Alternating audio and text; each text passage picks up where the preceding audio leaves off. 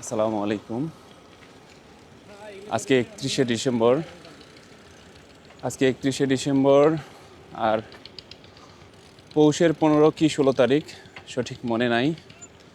হঠাৎ করেই প্ল্যান কমলা বাগানে যাব সাপাহারে, কিন্তু সুয়েল একটু বেরোতে দেরি করছে, এই জন্য সময় কভার করতে পারবো না, জন্য সাপাহারে গেলাম না। সেজন্য পত্নীতলা হয়ে কুটোয়েল হাট হয়ে আমরা যাব শিমুলতলি ব্রিজ, আর সেখান থেকে নজিপুরে ফিরব। কিন্তু দুঃখের বিষয় হলো আমি আজকে রোড বাইক নিয়ে বের হয়েছি। আর আরেকটা অসুবিধা হলো, এই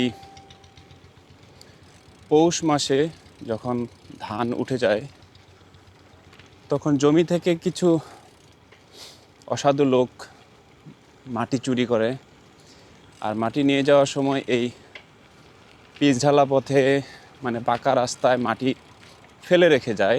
সেগুলা শুকায় যায়, একদম একটা হেঁচকির মতো তৈরি হয়, যেটা খুবই কষ্টদায়ক রোড বাইক চালানোর জন্য।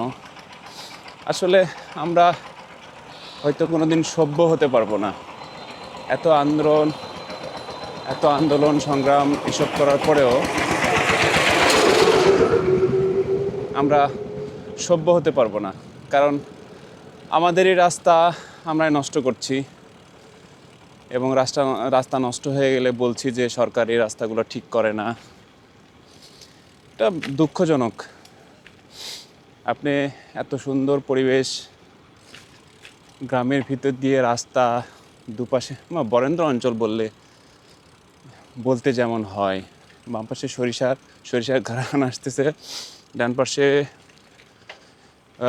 আলু আছে, মূলা আছে। এই মাছ দিয়ে যে এই রোডটা যদি আমরা পরিচর্যা করতাম, আদর্শ একটা রাস্তা। কিন্তু দুঃখের বিষয়, এগুলা আমরা নিজেরাই দেখি না।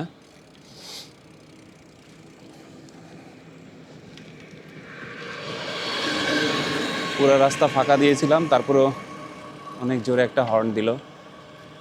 এটাই বাংলাদেশ, এভাবেই চলতে হবে।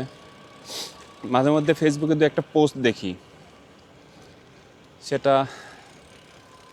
সেটা হলো যে বাংলাদেশের রাজনীতি থেকে দূরে থাকুন, আর সম্ভব হলে বাংলাদেশ থেকে দূরে থাকুন। কথাটা খুব অন্তরে লাগে শুনতে, কিন্তু প্রকৃত অর্থেই তাই।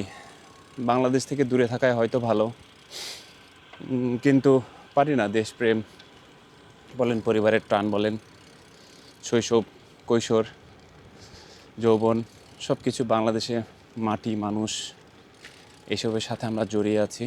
হয়তো যেতে পারি না, সামর্থ্য নাই, পড়াশোনা নাই, ট্যালেন্ট নাই, ছোট্ট একটা কাজ করে খাই। এভাবেই হয়তো জীবনটা শেষ হয়ে যাবে। পরিবর্তনের দেখা আমরা পাবো কি না জানি না।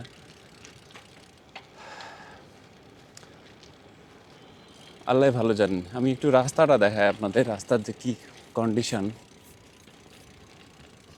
দেখেন, পুরা মাটি করে অবস্থা খারাপ। মনে হচ্ছে যে এই রাস্তাটা এখনো ঠিকই হয় নাই, কিন্তু পাকা রাস্তা, খুব সুন্দর রাস্তা, অথচ এই মাটি ফেলানোর কারণে একদম বাজে একটা রোড হয়ে গেছে। যাই হোক,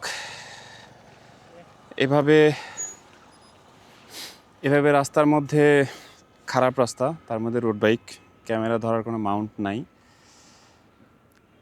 তো এইভাবে ক্যামেরা দিয়ে ভিডিও করতে করতে যাওয়াটা খুব কষ্টকর, তাই ভিডিও এখানে শেষ করে দিলাম। চাইলে হয়তো দু একটা শর্ট দু এক জায়গায় নিব।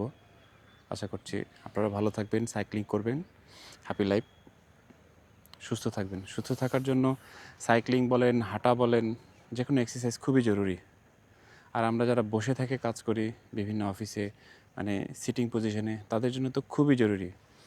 ভাই, সব কিছু বাদ দিয়ে ছুটির দিনে, উইকেন্ডেতে আপনারা সাইকেল অথবা নিজে একটা কেটস পরে বেরিয়ে পড়েন, হাঁটুন, সুস্থ থাকুন। আল্লাহ হাফিজ।